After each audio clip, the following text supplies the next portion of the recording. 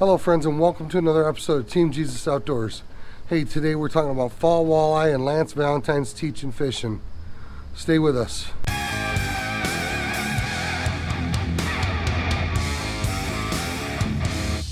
Friends, for most of us that are serious walleye fishermen in the Metro Detroit area, fall means a few things to us. Fall means walleye on the feed. Fall means trolling bandits. And for many of us, fall means Lance Valentine's Teachin Fishin Weekend in Huron, Ohio. Friends, this is the third year that I've gone down to Lance Valentine's Teachin Fishin Weekend. I've talked to you guys about this on 2 occasions in the past. But guys, if you have not been to Lance Valentine's Teachin Fishin Weekend, particularly the fall event in Huron, Ohio, you're just missing out. That's all there is to it. The seminars are absolutely fantastic. The food is great. Everything for the weekend's just laid out for you and planned out well. The last 2 years in a row, we've been really fortunate. We've been blessed, frankly, to have great weather. But friends, you've just got to check out Lance Valentine's Teachin Fishin Weekend in Huron, Ohio. Hey, so last night you mentioned something that I enjoyed. I chuckled a little bit to myself. You talked about how Lake Erie right now, this body of water where we're at this time of year, you can go out here and get 24 fish in a couple hours and don't get too awful proud of yourself. Right. And frankly, you know how close I live to the Detroit River. Yeah. And I fish the Detroit River a lot. more than the average guy. And it's the same way most years. This year was an exceptional year, but most years the Detroit River is the same way. Don't go out and get a limit in 30 minutes and be too proud of yourself. Right. Because the guy that just bought a boat yesterday did the same thing. And bought his first jigging rod, he did the same thing. As my dad always said, it's kind of like being the smartest kid in the dumb class. Yes. Saginaw Bay, Detroit River, Lake St. Clair, you can do everything wrong and still go home with a cooler full of fish. That's the biggest problem here, right? That's why we don't have, I'm going to be a little arrogant for a minute, that's why we don't have the amount of people paying attention to what we say like we should have. Because you can go do everything wrong out here tomorrow and catch a cooler full of fish. So I don't, I'm one of those guys. I've been doing this just long enough to know that there's more that I understand. There's more that I don't know than there's more than I know. As we all do. Anybody that fishes should be that way. And every year that I get here, I try to key in on something you're talking about that I've just put off for years because I'm not ready to add that to your list, to my thought process, right? For example, this year, I paid a little bit of attention last night to, and you talked about it a little bit too, but Ali talked about currents. Yep. And I've heard you talk about it in the past, and it's always been something that I've just said, I'm not ready to throw that into the mix yet. Yeah. So, and it's so good out here that you can come out here and be totally oblivious to what currents affect our lures and still catch fish. Yeah, it's like the story I told last night, right? So we were out here last year on a Sunday. I had a bunch of the staff guys out on the pontoon, and we were just trolling along, and we went 4.5 miles in a straight line, and we caught fish along the way, but we'd catch them, and then all of a sudden we hit this little dead spot. Now it was flat calm, there was no wind, we were literally fishing in jeans and shirt sleeves. I mean, it was that nice in November. No wind at all, and I literally got out there, pointed the boat direction we wanted to go, hit the autopilot, so I never turned. So we went in a straight line, caught a bunch of fish, and all of a sudden we hit this gap, we don't catch anything, and all of a sudden we catch them again, and then we hit this little gap. So I put the fish hawk down, like, okay, we're going, there's no wind, there's no current, it hasn't been windy for a couple days, we're going in a straight line. I put the fish hawk down, and that 4.5 miles that we trolled, we had 9 different speeds down at the lure. So there was current. So we were trying to stay 1.6 to 1.7 on the fish hawk was our key. That's where we caught our speed at the lure. Speed at the lure, right? So we had our fish hawk down about 15 feet. That's kind of the middle where our baits were. Yeah. So 1.6 to 1.7 was key there. Well, I had the GPS on the boat between 0.8 and 3.3 to keep that 1.6, 1.7. So we not only had multiple different currents, we're going in a straight line. we not only had multiple speed of currents, we also had multiple directions of currents in this straight line out in the middle of nowhere. So if you don't know that, you may assume that the bite has stopped, your lures aren't right, you're going to change color, whatever the case may be, when all you have to do is your speed is off 3 or 4 tenths of a mile an hour. But you're going by your speed over ground. Speed over ground and GPS. And you're saying my speed was the same. Same the whole time, right? You know, you talk to the guy, you know, Jody and Dean, or Chris and Dean are here from, you know, Wisconsin, Minnesota. You start talking to these guys that fish where fishing is, there's not 105 million walleyes in the river and the lake. This stuff is huge. Having your bait off, you know, 2 feet too deep catches you nothing. Right? I tell people all the time, if everybody, if Michigan, number one, we don't fish in Michigan. We don't have fishing in Michigan, especially the east side. We have varying degrees of catching. This is not fishing. I've traveled all over the country fishing. This is not fishing. This is the boat ride with fish in the cooler. This is stupid out here. This is just not even, it's not fishing. Right? It's just a huge chance of catching fish. Now it's fun, right? But I tell people all the time, if people in Michigan had to fish like they do in Minnesota, and Wisconsin, and North Dakota, and South Dakota, and Iowa, and these places, we'd have a lot more golfers. So this is the beauty of working together. So anyway, stop that. So then what we do is we do this. This is something I started doing by accident, but I am absolutely religious about it now. So I take my main line, I calibrate to 100. I put on a soft rubber bead, and if you can't find soft rubber beads, I found some. I'll have them tonight. I put on an 8mm soft rubber bead so it can't go through the rod tip. I tie on a snap, crankbait snap, just a regular crankbait snap. And then I tie a 3-foot leader with a swivel at one end and a snap at the other. You always want to attach your walleye lures with a snap, not a snap swivel. You always want just a snap of your lure. So what this does, a couple things. This leader takes all the abuse. So you will get out here, and catch a bunch of fish, the end of your line's going to get all frayed, it's going to get all gnarly, it's going to get all scratched up, you're going to get nicks in it. But you start cutting back every day, next thing you know, you're not calibrated. This, now, all the bad stuff happens on the leader. And then you never have to take your line off your reel. Right? So your line counter stays exactly the same amount of line all the time. So we call this the secret of the bead. Now the beauty of this, I'm going to show you in just a second. If you want to add an inline weight to get your crankbait to run deeper, or a tadpoles, or run a spoon, or whatever the case may be, you don't need a bunch of different rods. You don't need crankbait rods and inline spinner rods. All you do is unsnap this leader, snap in an inline weight here to here. Now you got an inline weight. Okay? All right, let's kind of get to this. So crankbaits, easy to use. Again, you can tell this is a little black and white book, so you can tell how old this seminar actually is. But this is what we're using now. So this is the Precision Trolling app. So you just basically, and the app looks a little different today, but it's basically the same idea. You dial in how far you want your bait to go, and it tells you how much line to let out. Pretty simple. Can't get much easier than that. So here's what guys think happens when they're trolling, right? Here's your fishing line, here's your lure, here's your offshore board. That's what everybody thinks what happens. Your lure's pulling your line down, here you go. That's not what happens. What happens is most of that fishing line is on the surface.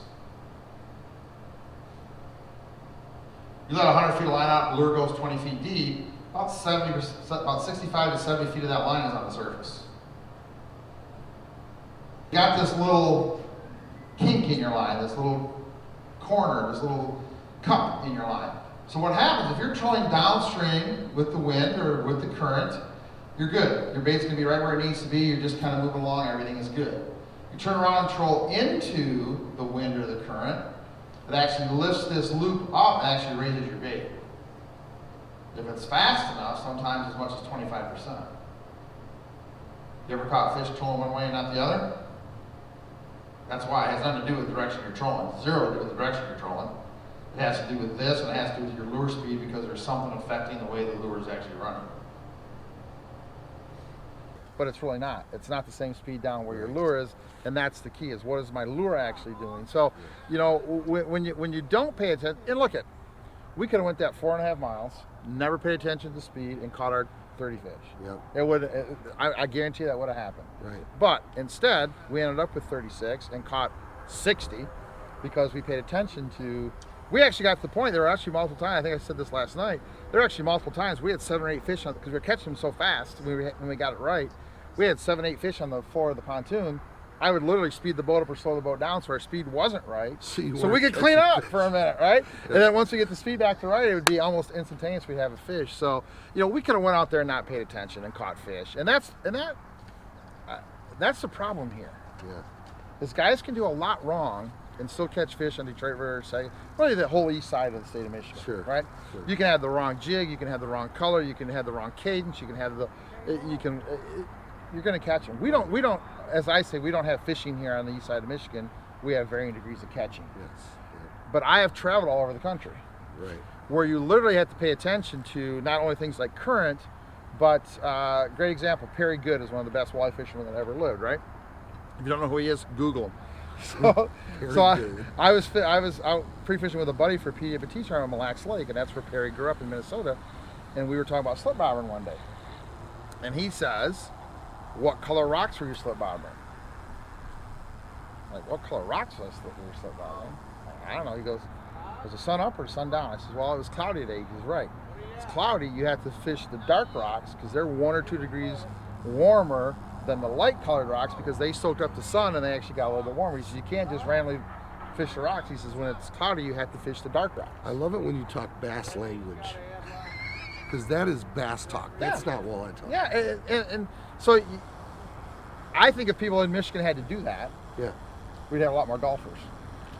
So what we teach, you've been around long enough to know, you know, we dig into stuff like that. Yeah. And like you said, you know, I haven't taken time to think about it because I'm still catching my fish. And that's great. And I love stupid fishing. Trust me, nobody likes easier fishing more than I do. But what we want you to do is, so the way I explain it to this, people are like, well, you know, why do I need to learn all this? I'm catching fish. But you don't catch fish every day, Yeah. right? And when everybody else catches 20 and you catch 20, that means you're average. I don't accept average in my life, right? So what I want you to do is I want you to pay attention to all these details. So when everybody catches 20, you catch 40. And wasn't spring of 2021 on the Detroit River Exactly. the best example for that? Great example of that. If you Right? figured it out, you got them. If you didn't, you didn't. The guys that fished the Detroit River from 2010 through 2019, everybody went out, everybody caught limits. Yep. The question wasn't at the end of the day, did you catch a limit? It was how long did it take you to catch Correct. a limit, right? Yep. All of a sudden 2020 comes, Conditions change, the water's clear. 10 foot clearer than any of us have ever seen it, right? And now it's guys aren't catching limits, or there's only a handful of guys catching And so, limits. you know, some of the charter captains, you know, my good buddy Mark Panazak's here to help us here at the trip this weekend, and you know, he was getting up, leaving the dock at 4:30 and catching fish before the sun got up, right? I don't do that because number one, I run 2 trips and it's kind of impossible to kind of structure your day that way. And you're a sleeping And I'm a sleeping kind of guy, yeah. But you know, we would have a good little bite 7 to 8:15, and then, you know, for the first 2 weeks, what we had then was about what we had. You know, we'd catch 1 or 2, but then I started to figure out what was happening, and we completely went. You know, we'll talk about this more in detail next year, some of the seminars we do, but I went completely the opposite of what I did. I didn't worry about staying vertical. I went very, very light jigs. I kept that jig off the bottom. I kept that jig moving downstream as opposed to vertical. I kept it kind of almost jig trolling. I would stop about every 2 minutes, drop jigs to the bottom. Okay, there's bottom, and I would take off again and keep them at about a 30-degree angle. Smaller jigs. I took my worm and actually pinched it smaller. I never caught. I'm going to say I never caught a fish. That isn't true, but caught very, very little fish last year on baits that I could not see through. So our traditional colors, our camo, our emerald shiner, the brown worm, right, the black, didn't catch anything on those. Everything 99% of the fish I caught were on clear-bodied baits. So watermelon gold, watermelon red baits you could actually hold up in the sun and see through. Yep. If they were opaque, you couldn't see through them, they were useless. So my buddy and I found a different approach, a different way to skin that same cat. Our best friend became headlamps, Fish, and we dark, started fishing rather than fish throughout daylight hours. We would go out an hour before dark. But you know, we got to figure it out about the 3rd week of April. Really got it dialed in, and by the time of that, we were getting up, doing our 7 to noon trip, and we were catching our 30 fish. You know, so you know, but again, adjustments. So when you understand, so you come down here, and, you know, so again, everybody catches 20, I want you to catch 40. But the big thing I want you to do, by understanding all these little pieces of the puzzle and how important all this little stuff is, what I want you to do is be the guy when everybody else catches 3, you still catch 10. Right. That's the big difference. When the bite is off, you have enough knowledge and you have enough pieces that are different than everybody else is doing. You're paying attention to more stuff. You're still going to have a decent day. Everybody else got 3. I want you to have 8, 9, 10, 11, 12 fish. That's when you can call me and tell me how great a fisherman you are. Right. When you pull on the ramp and there's 100 boats, everybody's got 3 and you got 10, now call me and we can talk, because I want to hear what you did. Don't tell me you got 20 and everybody else got 20, because I really don't care. Right.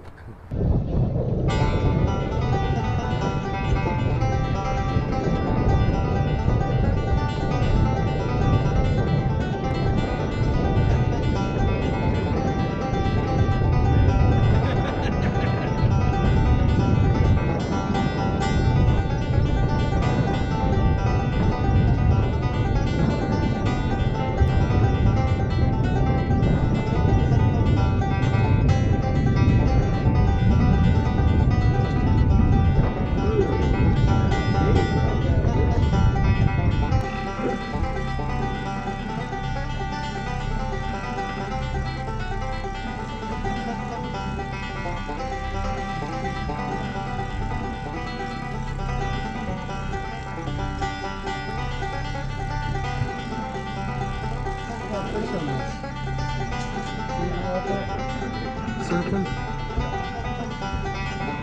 Yeah. We've been dragging that little one for I don't know how long.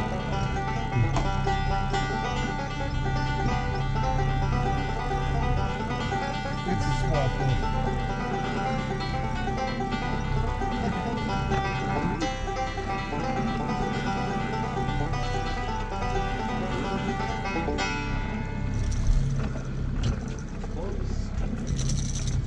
Friends, thanks for watching another episode.